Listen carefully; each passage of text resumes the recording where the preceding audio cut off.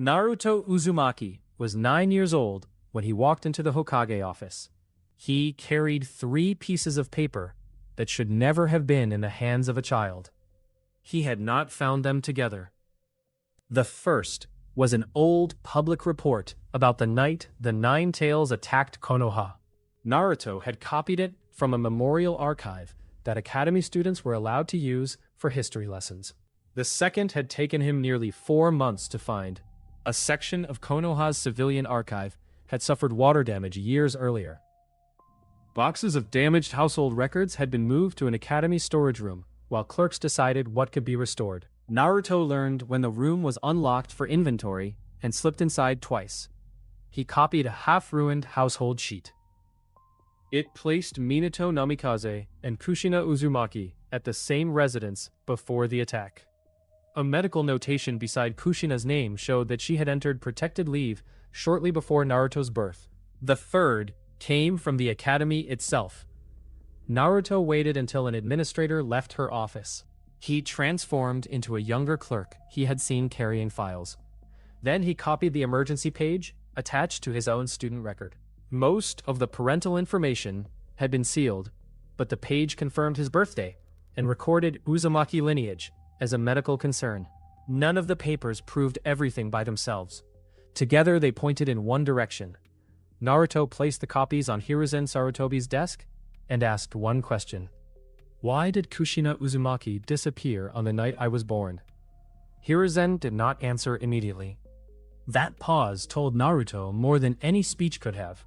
For months, he had listened to adults lower their voices when he passed. He had noticed the way people used the word fox when they thought he could not hear. He had learned that the 4th Hokage died, defeating the Nine Tails. He had learned that Kushina lived with Minato, vanished the same night, and had been under medical protection immediately before Naruto was born.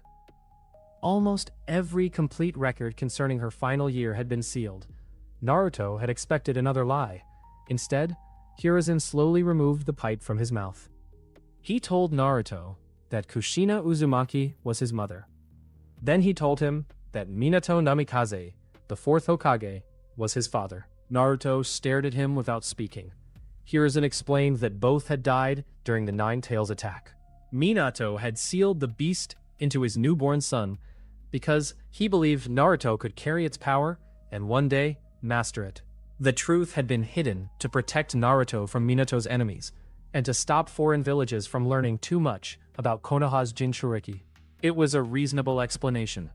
That was what made Naruto hate it. His father had died protecting Konoha. His mother had died beside him. The people they saved had spent years glaring at their son as if he were the monster that killed them. Naruto looked at the old man and asked why no one had told him their names. Hiruzen said that secrecy had been necessary. Naruto asked why secrecy required him to grow up alone. Hiruzen had no answer that sounded good enough. He spoke about fear. He spoke about the chaos after the attack.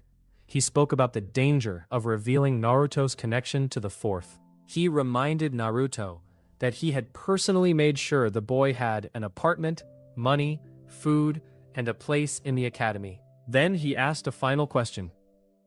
If my father gave his life for this village, why did his son have to beg shopkeepers to sell him dinner? Hiruzen went silent. Naruto gathered the papers and left. He did not slam the door. He did not shout. He did not cry in the hallway. That was the first thing that frightened Hiruzen. The second was that Naruto never asked about his parents again. Hiruzen did not ignore the change. That same night, he ordered discreet observation around Naruto, not a prison detail, and not route. 2 rotating Anbu were assigned only to notice if the boy disappeared, approached restricted areas, or lost control of the Nine Tails. He also asked Iruka to pay closer attention to Naruto without telling him why. For several weeks, Hiruzen tried twice to speak to Naruto again. Naruto gave him careful answers. He said he understood why some records had been hidden. He said he was angry, but would get over it. He even forced himself to complain about the academy and ramen because those were the problems Hiruzen expected a child to have. Hiruzen wanted to believe him. Naruto noticed the ANBU in the reflection of a dark shop window 3 days after the first conversation. Instead of confronting them, he changed his own behavior. He trained seriously only when he knew the watchers had rotated. He left harmless signs in places where they would find him. He learned how long an observer stayed on one roof before another mask replaced him. What Hiruzen intended as protection became Naruto's first real lesson in counter-surveillance. From that day forward, Naruto stopped trying to make Konoha notice him. He still attended the academy. He still wore the same old clothes. He still argued when teachers pushed him too hard. Sometimes he even caused small problems because people expected Naruto Uzumaki to cause problems. But the loud stupidity slowly became an act. Naruto had spent years believing that if the village finally saw him, it might accept him. Now he understood that the village had always seen him. It had simply chosen what it wanted him to be: a container, a danger, a useful weapon with a child's face. So, Naruto changed his goal. He no longer wanted to become Hokage. His first goal was simpler. He wanted to become strong enough that Konoha could never decide his life again. A darker thought followed it, one he did not yet turn into a plan. If the village ever refused to let him leave, then one day he would come back strong enough to make sure it could never reach for him again. At first, that meant learning. The academy suddenly became useful. Naruto listened carefully during lessons on chakra. He memorized maps of the Land of Fire. He learned how patrol formations worked and which roads merchants used to leave the village. He studied basic first aid, field signals, traps, camouflage, and the way shinobi carried supplies. He also learned how much attention people paid to him. That lesson was almost funny. When Naruto tried hard in class, instructors watched him. When he acted bored, they relaxed. When he performed a transformation perfectly, 3 times in a row, Iruka praised him, and one of Hiruzen's hidden observers remained on the academy roof, well past the usual rotation. The next day, Naruto deliberately gave himself bright green eyebrows during the same exercise and claimed he could not figure out what went wrong. The class laughed. Iruka stared at him for a long moment. Somewhere outside, the observer left on schedule. Naruto laughed too and made a private rule: never improve too quickly where Konoha could measure it. Sasuke Uchiha was the only student Naruto watched with any real interest, not because they were friends. They barely spoke. Naruto simply recognized something familiar in him. Sasuke sat alone. He trained alone. He looked at other children as if they existed in a different world. Naruto eventually learned about the massacre of the Uchiha clan and understood why. For a short time, he wondered whether that made Sasuke someone he could trust. Then, he dismissed the thought. Sasuke had his revenge. Naruto had his. That did not make them brothers. Sakura Haruno was even less important to him. She was another classmate with her own friends and concerns. Naruto had no reason to chase her attention, so he did not. This changed more than anyone realized. There was no childish rivalry over Sakura, no constant need to defeat Sasuke, no dream of standing before the village and hearing everyone cheer his name. Naruto became quiet enough that people began describing him as moody. That suited him. Only Iruka remained inconvenient. Iruka sometimes bought Naruto food after class. Sometimes he corrected him without speaking to him like he was dangerous. Once, when a shopkeeper refused to let Naruto inside, Iruka walked into the same shop, bought nothing, and left with Naruto. None came. That bothered him more than open hatred. He had already decided that kindness was usually a tool.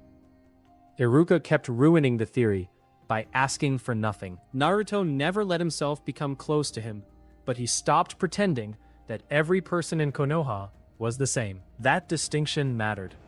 It did not make Naruto forgive the village. It simply meant he knew exactly what he was choosing to hate. By the time Naruto was 11, he had hidden emergency food in 3 places outside the central districts. He had saved small amounts of money. He knew which gates were busiest at dawn, and which patrol routes overlapped near the training grounds. He also knew he was not ready to leave. The world beyond Konoha was filled with trained killers. Naruto could throw a kunai. He could transform. He could make ordinary clones badly enough to embarrass himself. He had a huge amount of chakra, but poor control.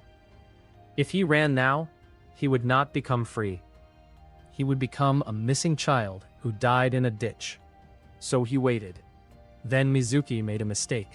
He assumed Naruto was desperate. Naruto was 12 when Mizuki approached him after another academy failure and suggested that there might be another way to graduate. Mizuki spoke quietly and carefully. He told Naruto that the village kept powerful techniques hidden from students. He mentioned the Scroll of Seals and claimed there were secrets inside it that even Hiruzen would never willingly show him. Then Mizuki made his real mistake. He gave Naruto a temporary archive access tag and an exact window between two security checks. He claimed it was part of the graduation test. Naruto watched his face. Mizuki was lying. Not about the scroll.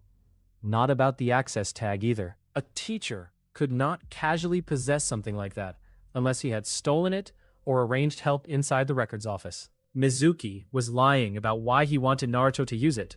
Naruto could hear the hunger in his voice. For the first time in months, Naruto almost smiled. Mizuki thought he had found a lonely child angry at the village. He simply had not realized that Naruto had been waiting for a weakness in Konoha's security for years. The theft would have been impossible with observation alone. Mizuki's stolen access tag changed that. Naruto still avoided the guards rather than fighting them. He used a transformation to cross one corridor as an academy assistant. He waited beneath a storage platform until a patrol passed. At the sealed archive door, he used Mizuki's tag before the next verification cycle could invalidate it. A distraction in a neighboring building pulled one pair of guards away for less than a minute. That minute was enough. Naruto reached the scroll. Naruto did not waste time reading everything. Most techniques were far beyond him. One immediately made sense. The shadow clone technique. Unlike the useless academy clone, this one created physical copies by dividing chakra. For most genin, the cost was dangerous. For Naruto, the amount of chakra required felt almost natural. He spent the next hour failing. The second appeared with one arm. The third attacked Naruto because Naruto had accidentally formed the hand seal while thinking about how much he hated Mizuki. The fourth was stable. Then there were 2, then 5, then 20. Naruto finally understood why the technique was forbidden to ordinary students. The chakra cost was enormous. He also understood why it was perfect for him. When the first clone dispersed, Naruto received its memory. That nearly knocked him over. The implications were so large that for several seconds, he forgot he was committing treason. Then Mizuki arrived. He came alone because he wanted the scroll for himself. He expected a frightened boy. Instead, he found Naruto sitting in the clearing with the scroll behind him and several shadow clones hidden in the trees. Mizuki dropped the friendly act. He told Naruto the truth about the 9 tails, expecting the revelation to break him. Naruto simply said that he already knew. For the first time, Mizuki looked uncertain. Mizuki was stronger, faster, and more experienced. Naruto learned that immediately. The first 3 clones vanished under a spinning giant shuriken. Mizuki crossed the clearing before Naruto could properly react and kicked him hard enough to send him into a tree. Naruto's vision flashed white. He had spent years imagining what it would feel like to fight a real shinobi. It felt much worse than he expected. Mizuki rushed forward to finish him. Naruto used the pain. He let his body sag and made it look as if the kick had nearly ended the fight. Mizuki became careless. A clone transformed into a fallen branch behind him. Another clone waited beneath a layer of leaves. When Mizuki raised the giant shuriken, the branch became Naruto and struck his wrist. The hidden clone caught his ankle. The real Naruto drove a kunai into Mizuki's side. Mizuki screamed and struck him across the face. Naruto's lips split and one tooth came loose. Mizuki tore free and reached for another weapon. Naruto saw exactly what would happen if he hesitated. Mizuki would kill him. Then, Konoha would take the scroll back, and everything Naruto had prepared would end before it began. Naruto formed the seal. Dozens of shadow clones filled the clearing. Mizuki fought. He destroyed the first wave. He broke noses, snapped arms, stabbed clones through the chest, and kicked others into trees. But every clone that vanished sent Naruto another piece of information. How Mizuki shifted his weight, which arm he protected, how slowly he turned after using the giant shuriken. The second wave attacked differently. The third wave attacked the injury in his side. Mizuki fell to one knee. Naruto stepped behind him and drove the kunai into his neck. The clearing became silent. Naruto stood over the body. His hands started shaking. He had imagined killing someone many times after learning the truth. In his imagination, it had always felt clean. It was not clean. There was too much blood. Mizuki made a wet sound that Naruto would remember for years. Naruto turned away and vomited. For almost a minute, he considered leaving the scroll and returning to the village. Then he heard distant movement. Search teams. The decision returned. Naruto wiped his mouth. He took Mizuki's supply pouch, his wire, his money, and a smaller weapon that would be easier to carry. He did not take the Scroll of Seals. Naruto had memorized the Shadow Clone formula and practiced it until his body understood the basic sequence. Carrying the entire scroll would turn every search team in the village into a hunt for an irreplaceable national weapon. He dragged it away from Mizuki's blood and left it beneath a visible tree root. Then he sent one clone toward the nearest patrol route, so the searchers would reach the clearing quickly. Then he set the rest of his plan in motion. Shadow clones ran in 4 directions. Some left obvious footprints. One deliberately allowed a patrol to see it before fleeing toward the northern forest. Another transformed into Naruto and moved back toward the Academy District, where it remained long enough to be spotted near a roofline. The real Naruto had already transformed into a middle-aged civilian worker. He reached an eastern service road and climbed into the back of a produce wagon that had passed its first gate inspection before the search alarm became a village emergency. For almost 40 minutes, the sightings contradicted each other. One team believed Naruto was in the northern forest. Another reported him moving back toward the academy. The ANBU, who normally watched his apartment, found the room empty, but could not tell which sighting was real. Only when a Chunin reached Mizuki's body, recovered the Scroll of Seals, and reported that Naruto was nowhere near the clearing, did Hiruzen act. He ordered the gates closed and every outgoing vehicle rechecked. The produce wagon had already crossed the first river east of Konoha. Naruto Uzumaki was to be recovered alive. The disappearance was not to be made public. Hiruzen refused to place Naruto in the normal bingo books. Inside the village, he ordered a cover story that the boy had been removed from the academy for special supervision after the Mizuki incident. Foreign contacts received nothing at all. Konoha had lost its Jinchuriki, and if the other great villages learned that fact before he was recovered, the consequences could be catastrophic. Danzer received the same news. He issued a different order. The route would find Naruto before Hiruzen's people did. Naruto spent his first night outside Konoha, sleeping beneath a wet tree because he was too afraid to light a fire. It was hungry, and it smelled like mud. The next morning, he discovered that half the food he had packed had been soaked through. By noon, he was lost. By evening, 3 road thieves found him. Naruto had expected shinobi hunters. Instead, the first people to threaten his new life were 2 drunk men and a woman with a broken spear. They thought he was an ordinary runaway. Naruto tried to scare them away with shadow clones. The woman threw a rock through one clone's face and laughed. Naruto killed one of the men almost by accident when a kunai entered deeper than he intended. The other 2 ran. Naruto stood in the road and realized something unpleasant. He had escaped Konoha. That did not mean he knew how to live outside it. For the next several months, Naruto learned by failing. He paid too much for food because merchants recognized an inexperienced child. He slept in places that flooded. He accepted a small delivery job and discovered halfway through that the package contained stolen medicine. He was chased by local guards, hid in a pig enclosure, and spent 2 days smelling so terrible that even his shadow clones complained before disappearing. That was the first time Naruto laughed after leaving Konoha. It lasted only a few seconds. Then, he went back to work. Shadow clones changed everything, but not in the way Naruto first hoped. 20 clones could practice a movement 20 times faster. They could not invent correct movements from nothing.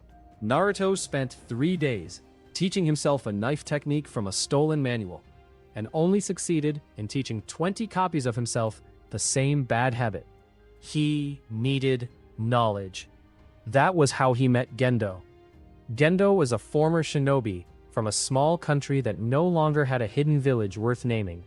He was not famous. He was not noble. He had survived 12 years of border conflicts by learning when to fight and when to disappear. Naruto first saw him in a roadside town collecting payment for guarding a grain merchant. Gendo noticed Naruto watching him. Naruto expected a threat. Instead, Gendo asked whether he wanted to learn or steal. Naruto answered that stealing was cheaper. Gendo laughed and told him that stealing from a better shinobi was usually more expensive. Naruto paid him for 3 lessons, with part of the money taken from Mizuki, and what remained of his own savings. After the 3rd lesson, Gendo told him that coin was not the only form of payment. Naruto could scout roads with clones, stand an extra night watch, carry messages through dangerous ground, and take a smaller share of simple guard work. 3 lessons became 30, because Naruto worked for most of them. Gendo never asked for loyalty. Naruto never offered it. Their arrangement was simple. Gendo taught, Naruto paid with money when he had it, and useful labor when he did not. He showed Naruto how to read tracks properly, how to tell whether a camp had been abandoned an hour ago or a day ago, how to hide a wire trap so that leaves did not look disturbed, how to strike the throat, knee, wrist, and inner thigh, how to treat a deep cut without wasting bandages, how to sleep lightly without becoming useless from exhaustion. He also corrected Naruto's worst habit. Naruto had enormous chakra and used too much of it for everything. Gendo taught him to think of chakra like water in a cracked bucket. Having a lake did not matter if he threw the bucket at every problem. Naruto hated the comparison. It worked. With shadow clones, months of instruction became years of repeated practice. Naruto also learned his natural affinity was wind. Gendo knew only the basics of nature transformation, but basics were enough to begin. After several months of guard work and scouting, Naruto finally spent almost a week's earnings on a single sheet of chakra paper from a traveling shinobi supplier. The price offended him so much that Gendo found it funnier than the result. The paper split in Naruto's hand. Wind. He started with leaves, then thin sheets of paper, then wood. Hundreds of clones practiced making chakra sharper without simply making it larger. The progress was brutal. So was the exhaustion when the clones vanished. One afternoon, Naruto made 50 clones practice the same wind exercise for 6 hours. When he released them, he collapsed face first into dinner and did not wake until morning. Gendo found him with rice stuck to his cheek. He said nothing. The next day, Naruto used 20 clones. That was another lesson. More was not always better. For nearly a year, Naruto lived as a nameless apprentice, an occasional hired guard. He still changed locations often. He never told Gendo about the Nine Tails. He never told him who his parents were.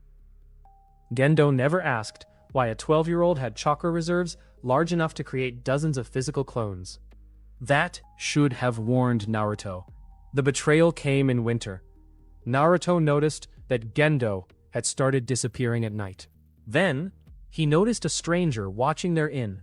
Instead of confronting him, Naruto created a clone and sent it to follow Gendo. The clone watched Gendo meet 2 bounty hunters and stayed long enough to hear the useful part of the conversation. Naruto's description was passed across the table. Blonde hair, blue eyes, whisker marks, unusually large chakra, alive if possible. The buyers did not name the person behind the contract. They were only middlemen, but they mentioned the road they planned to use and the town where payment would be collected. Gendo had not learned the truth about Naruto. He had simply learned that someone powerful was willing to pay for him. Naruto sat alone in their room until Gendo returned. He felt less anger than he expected. For nearly a year, Gendo had been the closest thing Naruto had to a teacher. That had still been a transaction. Naruto prepared the room before Gendo entered. The first floorboard was loose. The lamp oil had been moved. A wire ran beneath the window. One clone waited in the next room. Gendo entered with one hand near his weapon. Naruto asked how much they had offered. Gendo froze. That was enough. The fight was short, because Naruto had learned from him too well.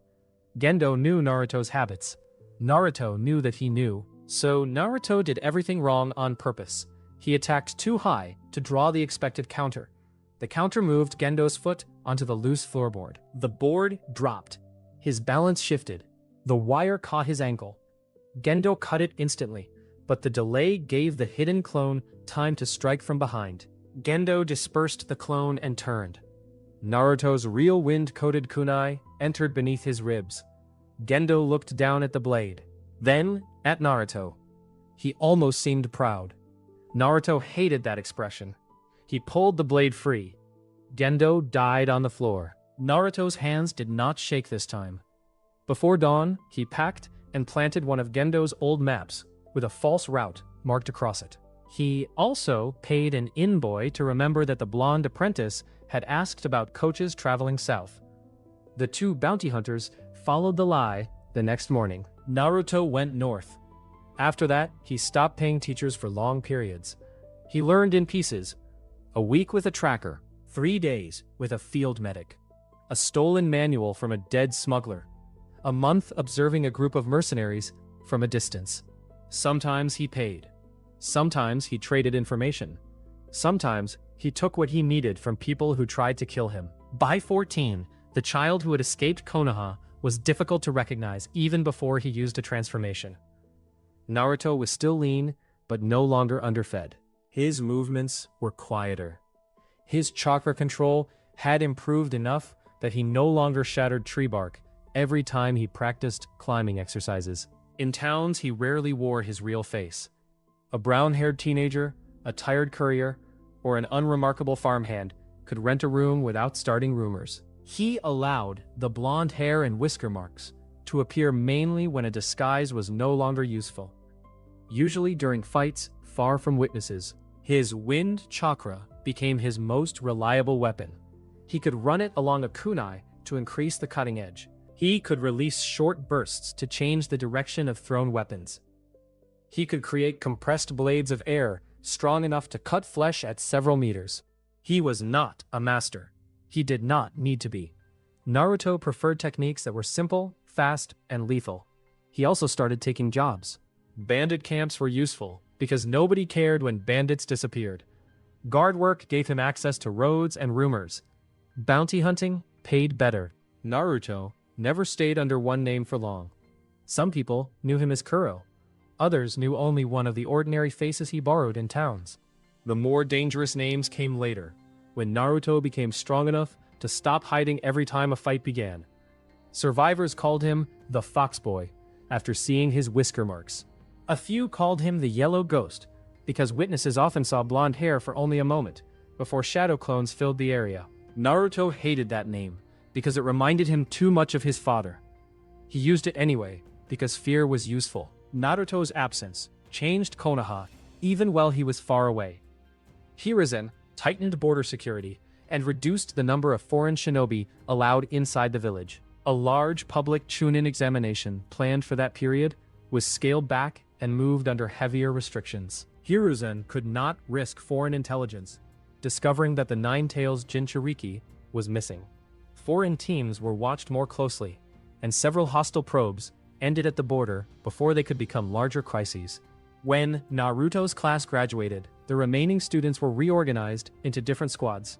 Sasuke continued training inside Konoha and pursuing his own hatred of Itachi. Sakura followed a separate path that increasingly put her around medical and support work. Neither of their lives became tied to Naruto after his disappearance. Hiruzen's teams were careful. Because Naruto was not listed in the public bingo books, they moved under sealed mission orders, and often posed as ordinary patrols. They were ordered to recover Naruto alive, and most tried. That secrecy helped Naruto as much as it helped Konoha. Ordinary bounty offices did not receive an official description from the Leaf, and foreign villages had only rumors to work with. Danzo's route was less gentle. Naruto learned the difference quickly. Hiruzen's shinobi attempted containment. Root attempted ownership. The first Root team nearly caught him. They tracked him across the border of the Land of Rivers and waited until he entered a narrow canyon. Naruto saw one operative too late. A wire tightened around his ankle. 2 ceiling tags struck the ground. His chakra control became heavy, as if someone had filled his veins with sand. A masked shinobi appeared behind him. Naruto reacted with a clone. The operative cut through it and reached for Naruto's neck. Naruto detonated an explosive tag at his own feet. The blast threw both of them apart. Naruto burned his left arm badly, but the ceiling formation broke. He escaped through a river and spent 2 weeks recovering. After that, Root stopped being hunters in his mind. They became targets. Naruto began leaving false information where he knew informants would find it. A room rented under an old alias. A merchant paid to remember blonde hair. A campfire built on the wrong side of a river. Root followed. Naruto watched them follow. Then he hunted them. The first team he ambushed had 4 members. Naruto killed 3. The last one woke tied to a tree, with wire cutting into his wrists. Naruto questioned him and immediately discovered another problem. The moment the masked shinobi tried to speak about his superior, black markings tightened across his tongue and jaw. His body locked hard enough to tear the wire against his wrists. Root had sealed its own people against interrogation. Naruto stopped asking questions that would trigger the mark and searched the dead instead. One member of the team had not been a full Root operative, but a local field liaison used to arrange rooms, supplies, and civilian informants.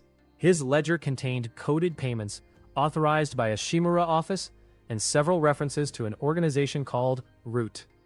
A damaged mission note was more useful. It described Naruto as a future strategic asset and warned the recovery team not to allow unnecessary emotional attachments to influence the target. A second line stated that the third Hokage had rejected permanent transfer of the Jinchuriki to Root custody. Naruto knew the name Danzo Shimura from Konoha's older political records. Now he knew what Danzo had wanted from him. The distinction surprised him. Naruto had spent years imagining the village leadership as one united machine. It was not. Hiruzen had refused to give him to Danzo. Iruka had treated him like a person. Some search teams had risked chances to kill him because their orders said, alive. The truth was more complicated than the hatred Naruto had carried as a child. He understood that. The sealed operative tried to bite through his own tongue, rather than be taken elsewhere.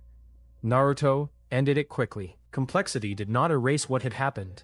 It did change Naruto's conclusion. Running had not made him free. As long as Root and the system that protected it remained intact, Konoha could keep reaching across borders and deciding that his body belonged to the village.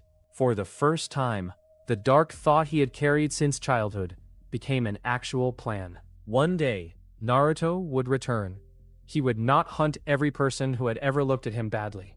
He would destroy the military structure that believed it had the right to own him, and he would kill the people who kept sending hands after him. A month later, Naruto checked a dead drop he believed was safe, and found a folded note that did not belong there. That frightened him more than a threat would have. Someone had traced the supply broker who serviced the drop and followed the pattern. They had reached a place Naruto had never described to another person. The message contained only a location and a name. Naruto abandoned the dead drop immediately. He almost burned the message, but the name belonged to one of the few men alive who had known Minato personally. Naruto did not go to the meeting point that day. He spent 2 days watching the area from different directions. Shadow clones checked the river, the nearby ravine, animal paths, and every route that could become an escape. Only after he understood the ground did he prepare a simple log fall above one slope and choose a narrow root tunnel as an emergency exit. On the third day, he took position on a hill 2 miles away with a clear view of the meeting point, and sent a shadow clone.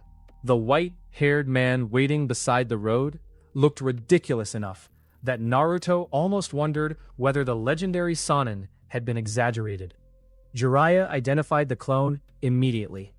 The clone made one tiny mistake. When Jiraiya mentioned Minato, its eyes flicked toward the distant ridge where the real Naruto was watching. Naruto felt a chill and left the ridge at once. He had covered less than half a mile when a small tracking toad landed on a branch ahead of him. Naruto changed direction. Jiraiya was already moving. A few minutes later, the Sannin appeared on a branch behind him. Naruto spun with a wind-coated kunai. Jiraiya caught his wrist. Naruto used a clone from above.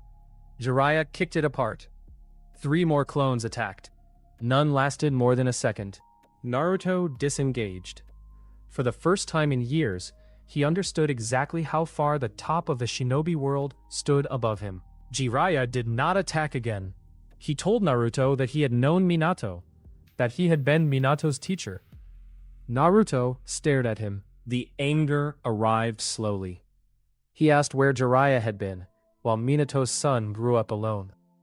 Jiraiya did not have an answer that satisfied him. He said he had spent years outside the village gathering information and watching threats. He admitted that he had believed Hiruzen was handling Naruto's life inside Konoha. Naruto told him that everyone had believed someone else was handling it. Jiraiya asked him to return. Naruto laughed once. It was not a happy sound. Jiraiya warned him that the night of the Nine Tails attack had never made sense. After Minato's death, Jiraiya had been allowed to read part of the sealed response report. A barrier team had recorded an unidentified chakra disturbance near Kushina's protected delivery site before the fox appeared in the village. One surviving report also mentioned a masked intruder where no outsider should have been able to enter. Minato had not simply lost control of a routine sealing operation. Someone had interfered. Naruto asked who. Jiraiya said he did not know for certain. The useful records had been incomplete, sealed, or buried during the panic after the attack. Naruto called that convenient, but he remembered the details. Then he tried to leave. Jiraiya blocked him. For several seconds the air changed. Naruto knew he could not win. Jiraiya knew Naruto knew. Naruto had prepared for that. The clone he sent to the meeting point had not been the only clone.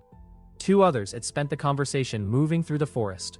A third had reached the small ravine and cut the rope on the log fall Naruto had prepared during 2 days of reconnaissance. The logs thundered down the slope. Jiraiya turned toward the noise.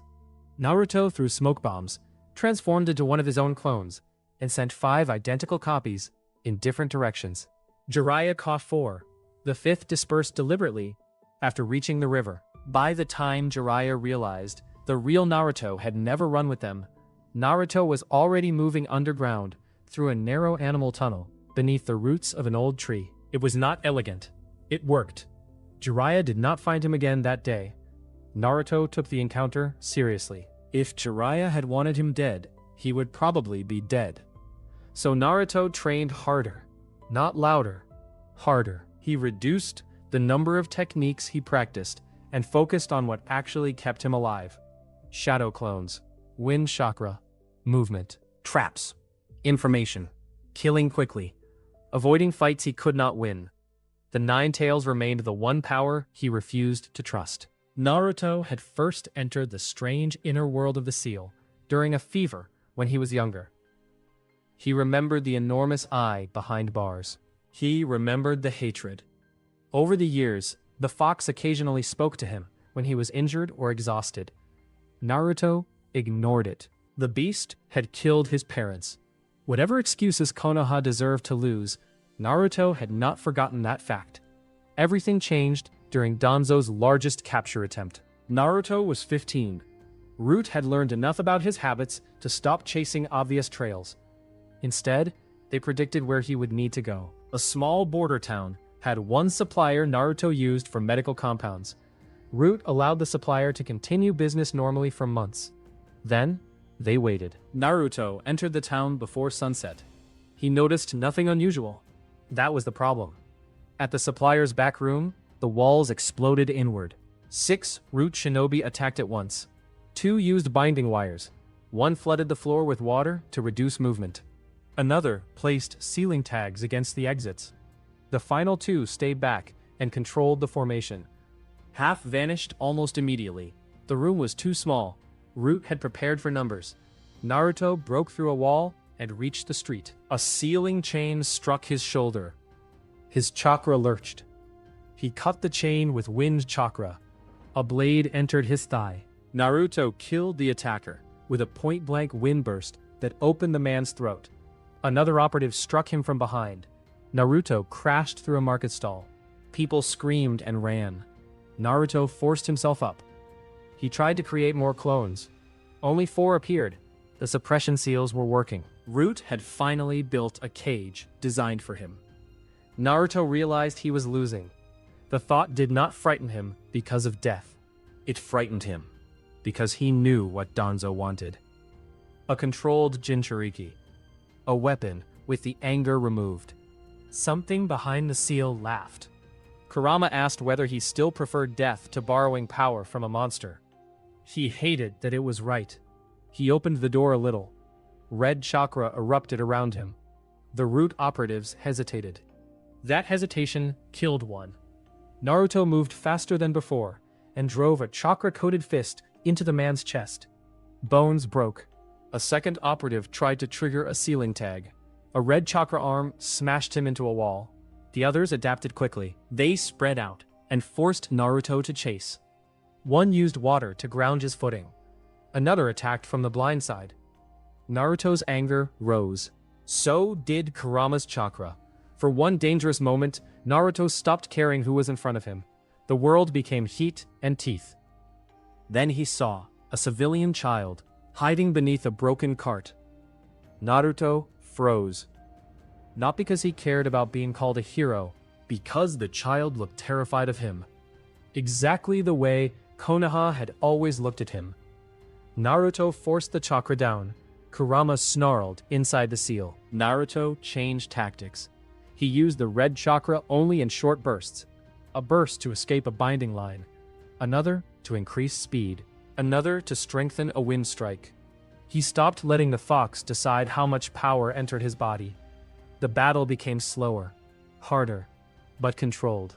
Naruto used a fallen roof beam as cover, sent 2 clones through the smoke, and made the root team believe he was retreating toward the western road. 3 pursued.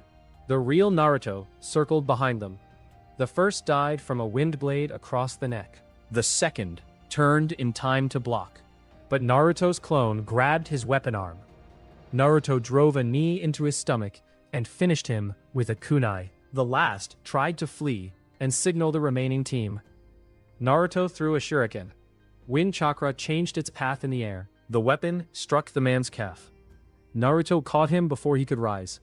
By midnight, 5 root operatives were dead. The last was alive, but carried the same tongue seal Naruto had seen years earlier. When Naruto asked about Danzo's next move, the mark tightened before the man could form a useful answer. Naruto stopped wasting time on the seal and searched the squad leader instead. Inside a waterproof pouch, he found a field order, authorizing increasingly aggressive restraints and referring to a second phase if the town operation failed. The details were not there, but the message was clear. Danzo was preparing something larger because ordinary recovery teams were no longer enough. The final operative tried to reach a hidden blade. Naruto killed him. Then he collapsed behind an abandoned warehouse. His body burned from the 9 tails chakra. When he closed his eyes, he was standing before the enormous cage again. Kurama watched him through the bars. Naruto finally asked the question he had avoided for years. Why did you kill them? Kurama's expression changed. Older. The fox told him that humans had imprisoned him, controlled him, and used him long before Naruto existed. Naruto said he did not care. He asked about Minato and Kushina. Kurama bared his teeth. Then the darkness around them changed. Naruto saw a fragment of memory. Not a story, not an explanation. A single violent image. A masked man. A red Sharingan. Chains of control around Kurama's mind. an order that did not belong to the fox. Then the image ended. Naruto stood very still. Kurama admitted that his claw had pierced Naruto's parents. He did not apologize. He said that at the time, he had wanted freedom and had hated every human connected to his prison. But the attack on Konoha had been forced through another man's eyes. Naruto wanted to reject it. The memory felt too real. It also matched Jiraiya's warning. Someone else had been there. Someone had used Kurama. Naruto asked why the fox had shown him now. Kurama answered simply, because Danzo's hunters would eventually succeed if Naruto kept refusing the only power strong enough to survive them. Naruto understood. Kurama wanted the seal weakened. Naruto wanted power. Neither trusted the other. That made the agreement honest. Naruto said he would not free Kurama blindly. He would not release a creature capable of destroying cities just because they hated some of the same people. But if Kurama helped him survive, Naruto would investigate the seal and find a way to change their relationship from prisoner and jailer into something closer to separation. Kurama called that a weak promise. Naruto said it was the only one he would make. The fox accepted, not as a friend, as a partner, with his own reasons. From then on, Naruto began training with controlled portions of Kurama's chakra. The process was ugly. Sometimes the chakra obeyed. Sometimes it flooded him with rage. Sometimes Naruto ended a session with blood running from his nose and claw marks across the ground. He learned to stop before anger became instinct. He learned to use the power for seconds instead of minutes. He learned that borrowed strength was most dangerous when it felt easy. Naruto also kept his side of the agreement as far as he realistically could. He bought cheap sealing primers under false names and stole copies of more advanced notes from 2 minor shinobi families. He spent weeks trying to understand the outer structure of Minato's seal without touching anything important. The first diagram Naruto proudly brought into the inner world was so bad that Kurama stared at it for several seconds. He asked whether humans had defeated writing since his last imprisonment. Naruto threw the paper at the bars, even though both of them knew it was only a mental image. The joke did not make them friends, but it was the first time their hostility felt less like 2 prisoners trying to bite through the same wall. Naruto made no reckless changes. He understood just enough to know that one mistake could release Kurama or damage his own chakra system.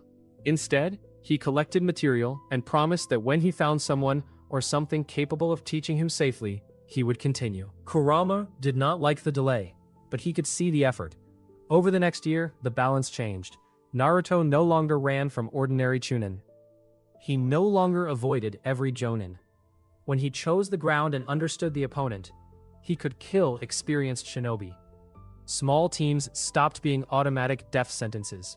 Root lost more people. Rumors spread. Konoha tried to contain them, but secrets became harder to protect.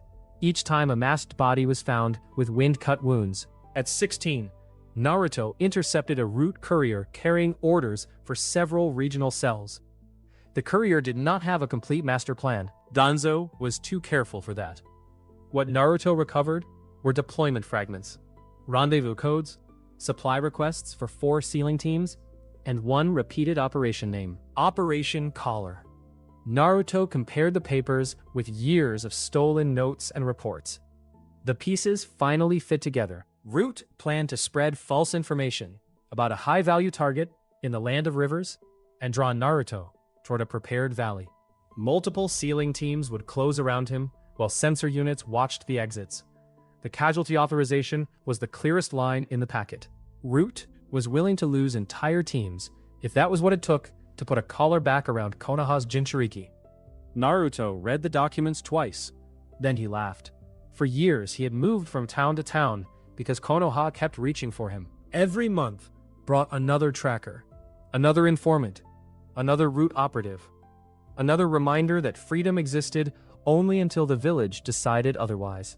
Naruto realized that the decision he had made years earlier could no longer remain a future threat in his own head. Root had spent years proving that escape alone would never make him free. He had simply never chosen the day to go back. Now, Danzo had chosen it for him. Naruto spent the next 6 weeks preparing. He did not charge toward the village. He collected information and tested every assumption that could get him killed. Across several years, he had taken fragments from route teams that meant almost nothing alone. Maintenance numbers, route codes, supply marks. The Operation Collar packet contained a current routing stamp that matched one of those old codes. Naruto followed the connection to the southern perimeter and spent days confirming that a route emergency tunnel still existed. It was not an unguarded secret entrance. The outer section had been collapsed once and rebuilt, and the internal locks had changed. But Naruto now knew where route traffic disappeared beneath the ground, which meant he knew where to watch. He studied patrol changes from far outside the barrier. He used ordinary travelers, paid with cash from his bounty work, to carry harmless packages and report how long inspections took. One day, he spent 6 hours transformed into a bent vegetable seller, just to confirm that the southern guards changed positions during a supply inspection. The disguise worked perfectly, until Kurama spent the entire afternoon insulting the crooked gray beard Naruto had given himself. More importantly, Naruto attacked Konoha's manpower before he attacked its walls. He allowed Operation Collar to continue. 2 days before the attack, one shadow clone deliberately let a route observer confirm the yellow ghost near the false valley in the Land of Rivers. That sighting pushed Danzo's plan from preparation into deployment. 4 route sealing teams, 2 sensor groups, and several experienced escorts moved out. They went to close the trap around a target who was never going to arrive. Then Naruto planted a second rumor through an information route he knew Jiraiya's network watched. It claimed the yellow ghost had made contact with a group tied to the Akatsuki, far to the west. Hiruzen could not ignore that possibility. Jiraiya went to verify it personally, and one of Konoha's elite tracking teams went with the wider search effort. Naruto also left false sightings in 3 countries. More patrols moved away from the village to check them. He did not know the exact name of every shinobi he had pulled out of Konoha. He did not need to. His goal was to make the village defend several possibilities at once. Naruto created shadow clones only when the final operation began. Some moved toward the eastern road and allowed themselves to be seen. Others approached the village, disguised among groups of merchants. They did not intend to remain inside. Their purpose was to create overlapping chakra reports and force the sensor division to sort false alarms from real ones.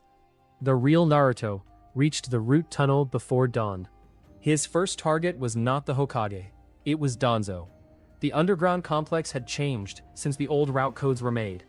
Naruto expected that.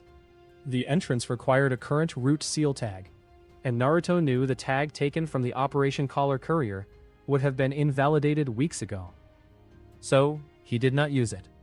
For 3 mornings, Naruto watched the tunnel from concealment until he understood the routine. Just before dawn on the day of the attack, a route runner emerged to exchange reports with an outside contact. Naruto killed him before the meeting, took the fresh seal tag, and entered the tunnel while the man's absence was still too recent to trigger an alarm. He moved slowly. 2 clones went first. The first triggered a wire trap and vanished. The memory returned. The second found a guard station and a newer internal seal. Naruto waited until the guard moved to investigate the first trap. Then, he attacked. The route shinobi died before he could signal.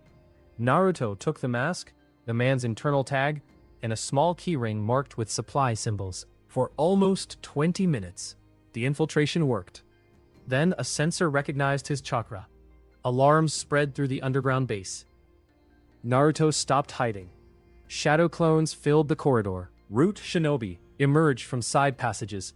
The base was not empty, but Operation Collar had pulled many of its best sealing and sensor specialists into the field.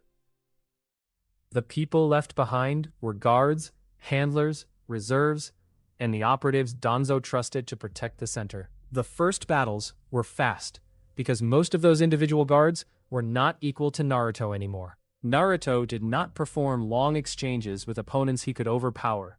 A wind blade cut through the first man's weapon and throat in the same motion. A second tried to bind him with wire. Naruto broke the line with Kurama enhanced strength and slammed him into the wall. 3 attacked together.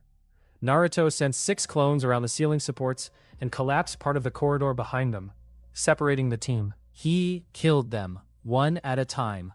The deeper he moved, the stronger the resistance became. Danzo was waiting in the central chamber. He did not look surprised. He looked disappointed. That angered Naruto more than hatred would have. Danzo told him that everything had been done for Konoha. Naruto asked whether that included turning children into tools. Danzo answered that villages were built on necessary sacrifices. Naruto said that was exactly why he had come. Danzo attacked first. His wind release tore through 3 clones and carved a line across the stone wall. Naruto moved left. Danzo predicted it and struck him with a second blast. Naruto blocked with a reinforced forearm and still slid several meters. The old man was stronger than his age suggested. Naruto created more clones. Danzo destroyed them efficiently. Then, Naruto reached him. A wind-coated kunai entered Danzo's chest. Naruto felt the blade pass through flesh. Danzo fell. Naruto turned toward the exit. Danzo's voice came from behind him. Naruto moved before thinking. A blade passed through the space where his neck had been. Danzo was alive. The body on the floor was gone. Naruto's first attack had torn Danzo's sleeve and loosened the heavy bandages around one arm. As the cloth slipped, Naruto saw pale flesh covered with implanted Sharingan. One of those eyes was already closing. Naruto had never seen the technique before. Naruto killed Danzo a second time and watched the arm instead of the body. Danzo returned again, but no new eye closed with the death itself. Several implanted Sharingan were still open. Then, after the effect had continued for roughly the same stretch of time, one eye shut on its own. Naruto understood the useful part. He did not know the name Izanagi, but Danzo was not buying one resurrection with one eye. He was buying time. During that window, he could reject fatal outcomes again and again. When the window expired, an eye closed, and another stretch of false reality began, at the cost of the next one. That meant Naruto could not simply count kills. He had to make Danzo spend time under pressure. Shadow clones attacked in staggered waves, not to score one perfect death, but to deny Danzo a safe pause while the hidden timer burned down. A clone allowed Danzo to stab it, so another could cut his throat. Danzo returned. An explosive tag forced him out of the next position. A wind blade destroyed the stone where he tried to create distance. One eye closed. Later, another followed. Danzo answered with wider wind release techniques that erased clones in groups and made Naruto spend chakra faster than he wanted.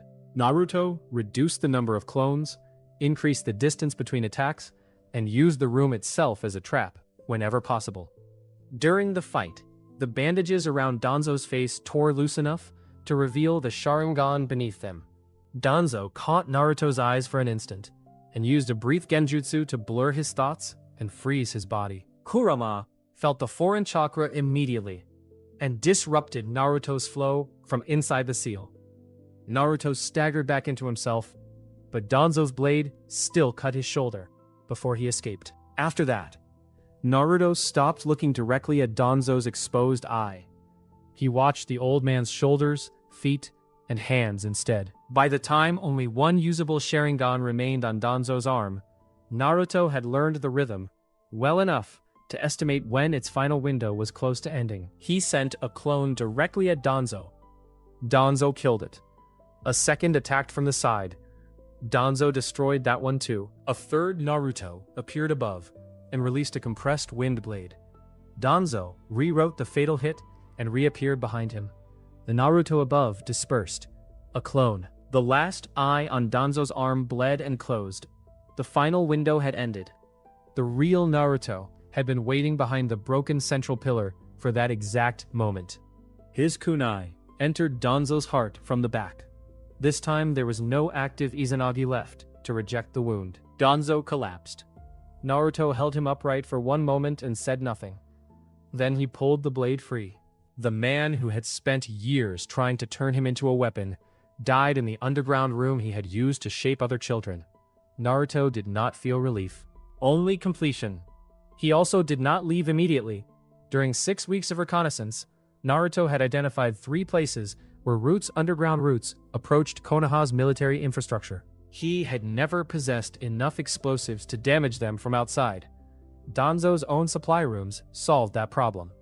Naruto used the internal tag taken from the guard, together with Danzo's own command seal, to open a root armory.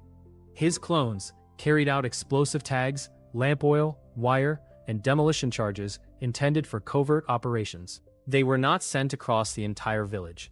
They followed the underground service branches toward 3 targets Naruto had already chosen. The Southern Barrier Relay, the main communications post, the military records and mission office connected to the administrative district. A 4th group remained below to destroy Root's own archive and armory. Naruto went to Danzo's sealed cabinets himself. He was not searching at random. Since Kurama had shown him the masked man, and Jiraiya had mentioned an intruder, Naruto had been looking for records dated to the Nine Tails attack. One cabinet contained exactly that date among older incident files. Naruto took the entire folder before ordering the rest burned. Only then did he head for the surface. Above them, Konoha had already realized something was wrong. The Hokage received reports of fighting beneath the southern district. Sensor teams detected Naruto's chakra. Hiruzen ordered civilian evacuation around the administrative center and sent Jonin to seal access to the root tunnels. He also understood what Naruto was doing. The child he had failed to protect had come home. To end the argument, Naruto emerged from underground into chaos. Konoha had not responded by sending random shinobi toward the noise. Hiruzen had divided the available forces within minutes. Sensor teams tried to identify the real Naruto among the false reports around the perimeter. Binding squads covered the routes toward the administrative district. Clan shinobi and regular chunin moved civilians toward hardened shelters. Anbu formed a mobile containment line instead of crowding one street and giving the Nine Tails a single target.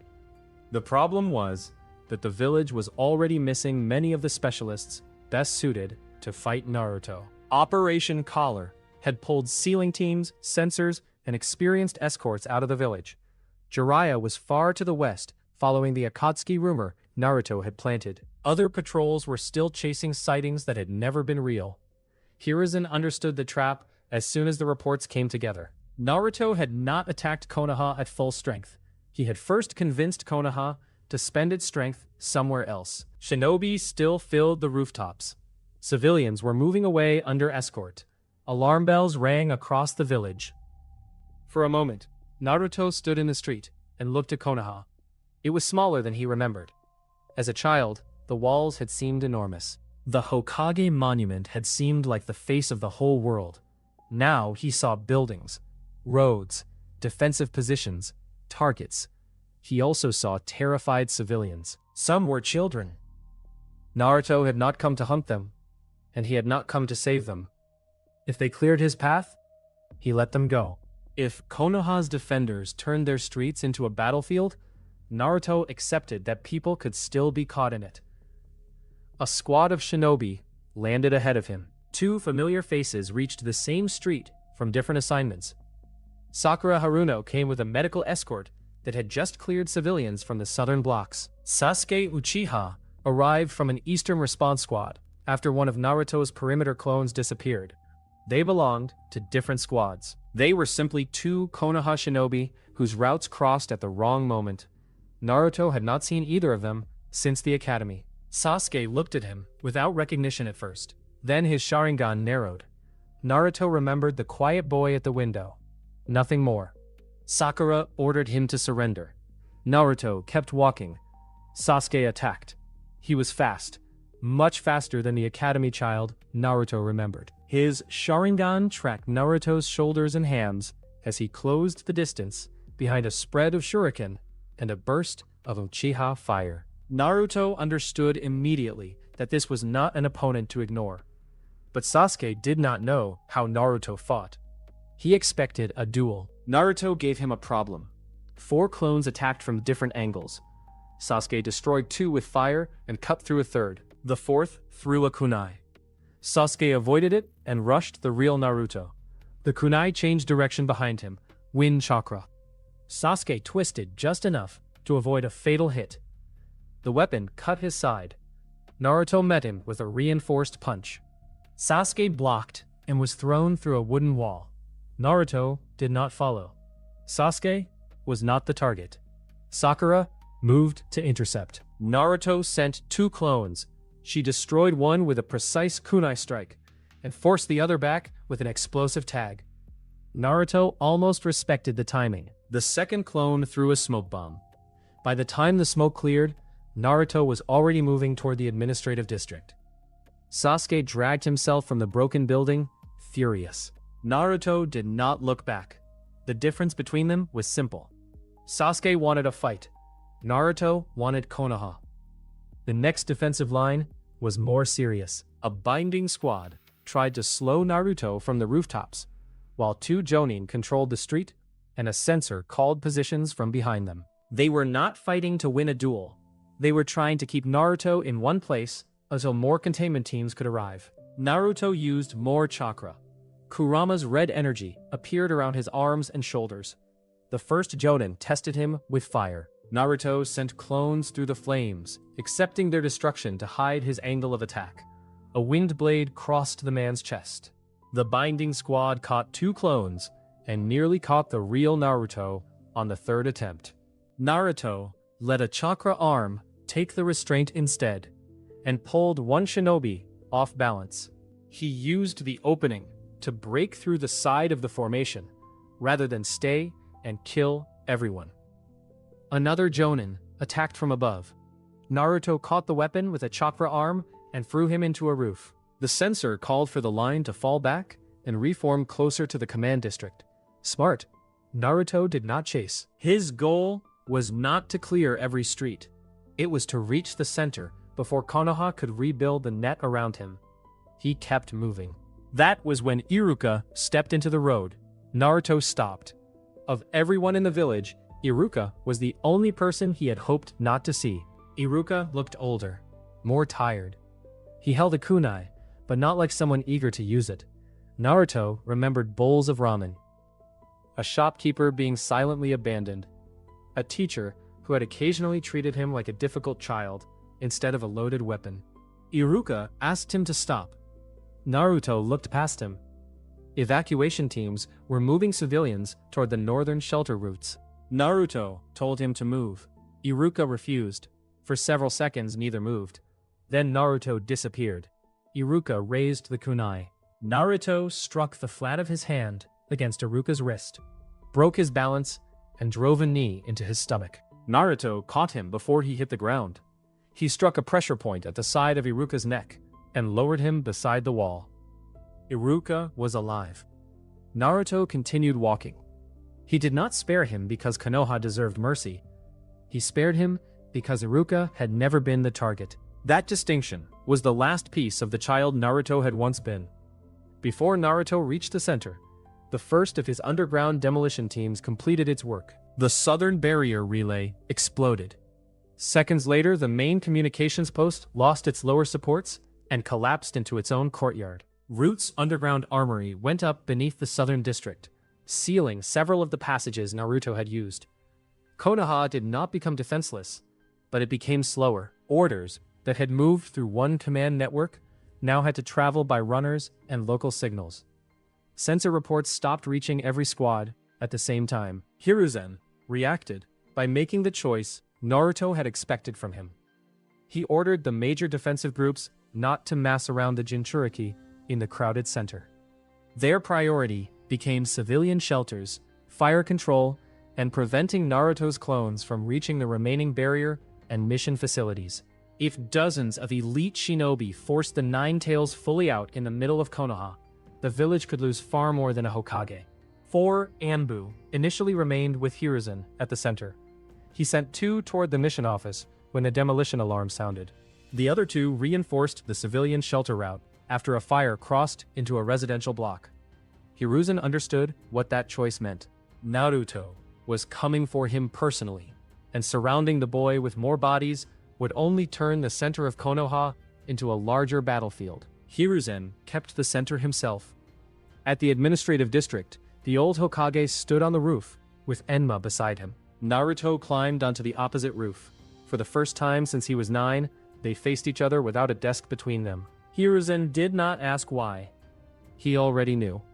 He admitted that he had failed Naruto, not because every decision had been made with cruelty, because he had believed good intentions could excuse bad results. He had protected the secret of Minato's son. He had protected the Jinchuriki from Danzo. He had protected the village from panic. And somewhere between all those responsibilities, he had allowed a child to grow up believing nobody wanted him. Naruto listened. The apology reached him. It simply arrived years too late. Hiruzen said he would not let Naruto destroy Konoha. Naruto answered that he had not expected him to. Enma transformed into the staff. The battle began. Hiruzen opened with fire. A massive stream crossed the rooftop.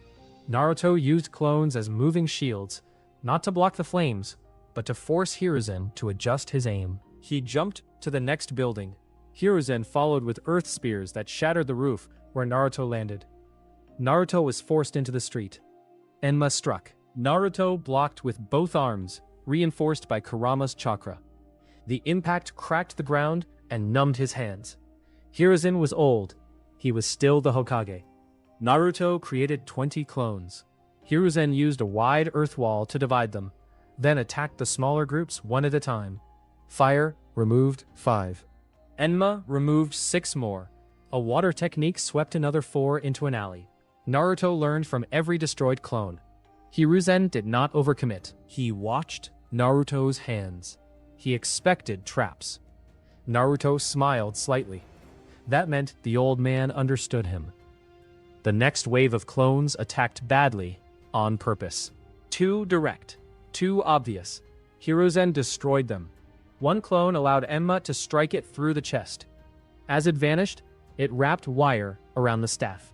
Another clone pulled the wire. Not enough to hold Enma. Enough to alter the angle of the next strike. Naruto entered the opening. His wind-coated kunai cut Hiruzen's arm. Hiruzen responded with a point-blank blast that sent Naruto through a wall. Naruto hit the floor inside an office. His ribs screamed. He tasted blood. Hiruzen entered through the broken wall. Naruto threw 3 kunai. Hiruzen deflected them. The weapon struck the room behind him. Explosive tags ignited. Hiruzen escaped the blast, using Enma as support. Naruto had expected that too. A clone hidden beneath a desk attacked as Hiruzen landed. Hiruzen destroyed it. Another came through the smoke. Then another. Naruto was not trying to kill him with the clones. He was making the old man spend chakra. Hiruzen understood after several minutes and changed strategy. He stopped chasing Naruto through every opening and began using earth walls and fire to control the battlefield. He forced Naruto away from the evacuation routes and toward open streets where fewer civilians remained. One clash went wrong. Naruto's wind tore through the edge of Hiruzen's fire technique and sent burning debris toward a group of civilians who had not yet reached cover. For 1 second, Naruto hesitated. Then he created 3 shadow clones. The clones pulled the civilians away, while the real Naruto redirected the worst of the flames upward. The choice cost him chakra and attention.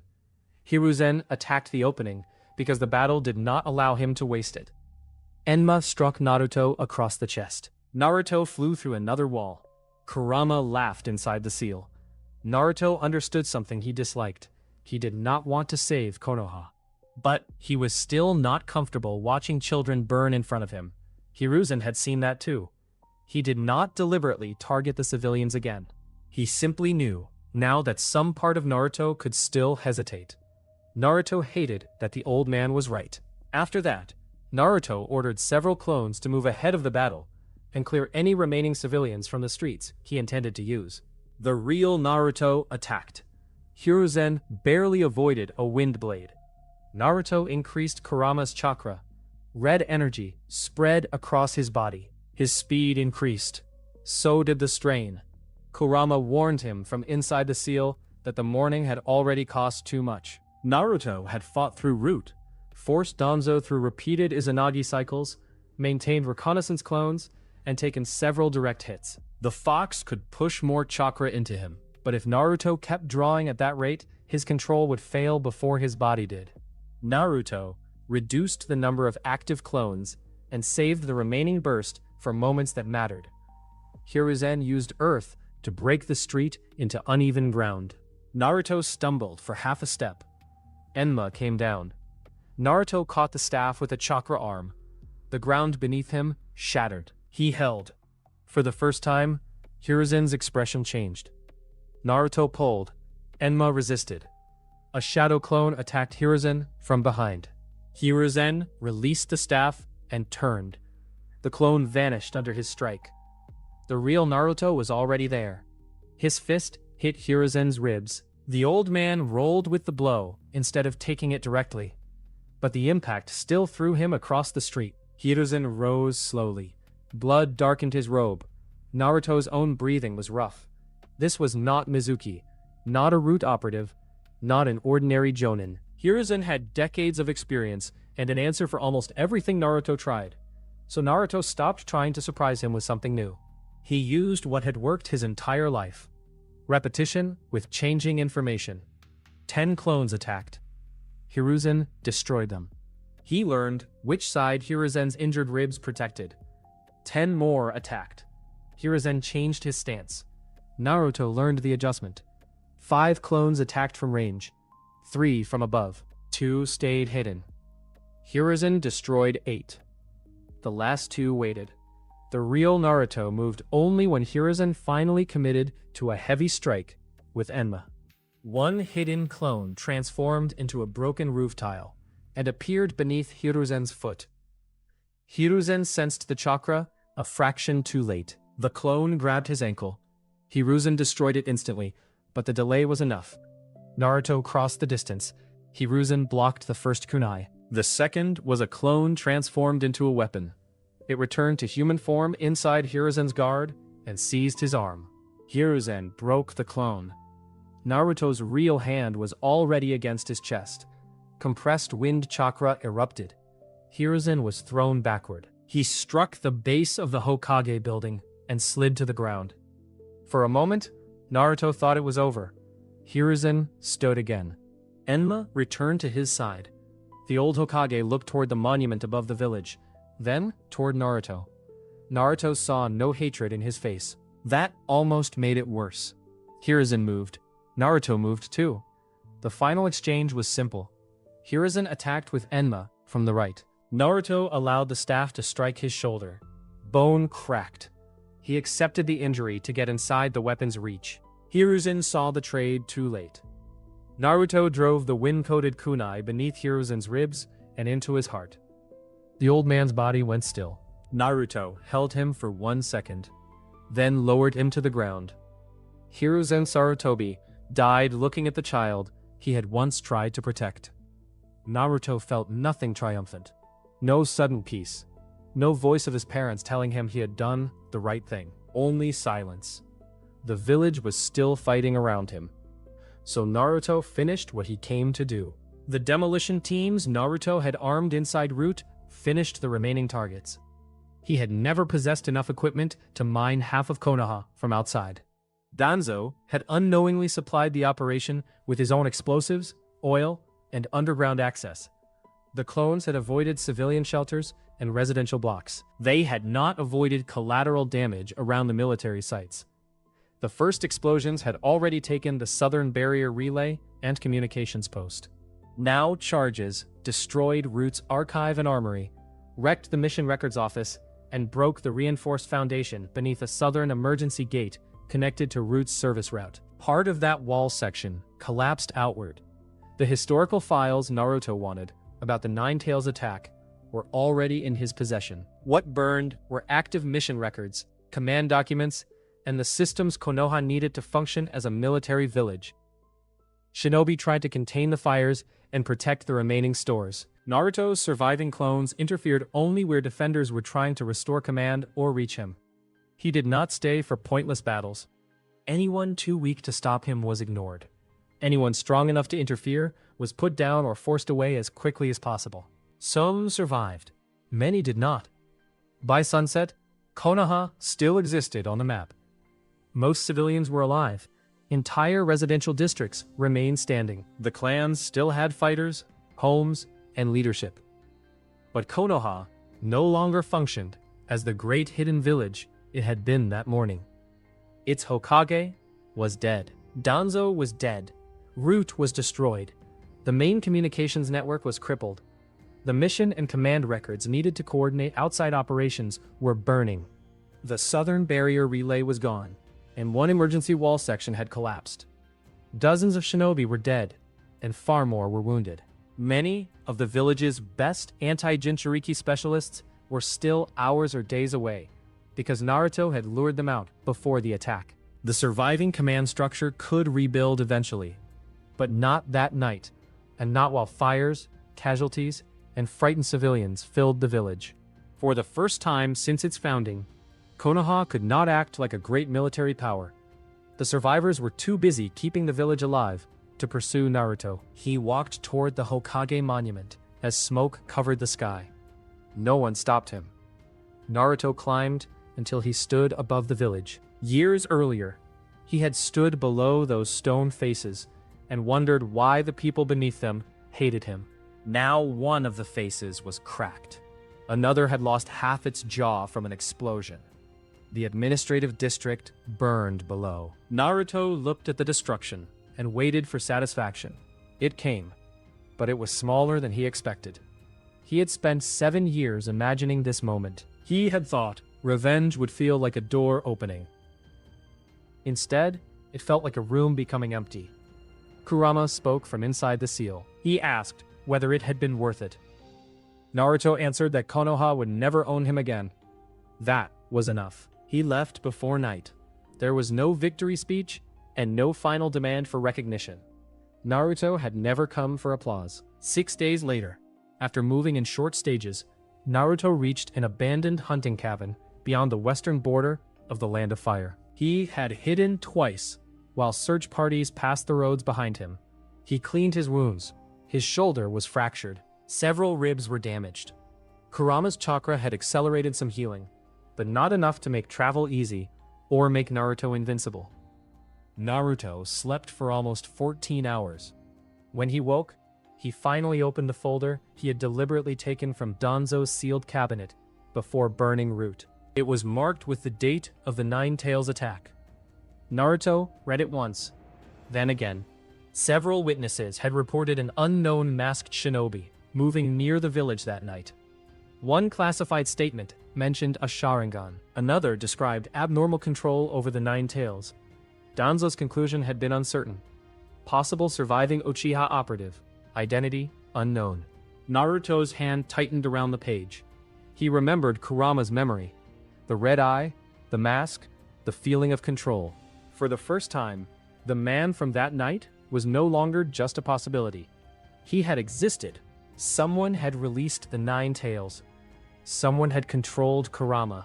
Someone had started the chain of events that killed Minato and Kushina. Naruto had broken the village that turned their son into a weapon. Now, there was another debt. Far from the ruined Land of Fire, news moved faster than armies. The Hidden Cloud received credible intelligence that Konoha's Jinchuriki was free. The Hidden Stone received a more dangerous rumor. The blonde missing nin who had broken Konoha might be Minato Namikaze's son. The claim was unverified, but his age, appearance, and connection to the Nine Tails made old veterans take it seriously. The Hidden Sand received conflicting reports of the same shinobi using the Nine Tails chakra without losing himself. Bounty offices raised prices even without an official leaf notice. Private buyers did not need certainty when the target had just become famous. Daimyo demanded explanations. Old enemies of Konoha began moving toward the weakened country, and, in a dark room hundreds of miles away, a masked man listened while an Akatsuki messenger described what had happened. Konoha had fallen. Hiruzen was dead. Danzo was dead. The Nine Tails Jinchuriki had survived. The masked man remained silent for a long time. Then he asked one question. Did Naruto Uzumaki take anything from Root? The messenger did not know. Behind the mask, a single Sharingan opened. For the first time since Naruto's birth, the man responsible for that night understood that the child he had once ignored was now looking back. Naruto sat alone in the hunting cabin with Danzo's reports spread across the table. The Konoha that had claimed the right to control him had been broken. Whether the survivors rebuilt something new was no longer his decision. The revenge he had carried since childhood was complete. But the story of his parents was not. And this time, Naruto was not a lonely child asking an old Hokage for the truth. He was the shinobi who had broken the village that raised him and killed the men who had claimed the right to control him. Soon, the rest of the world would learn what happened when he started asking questions again.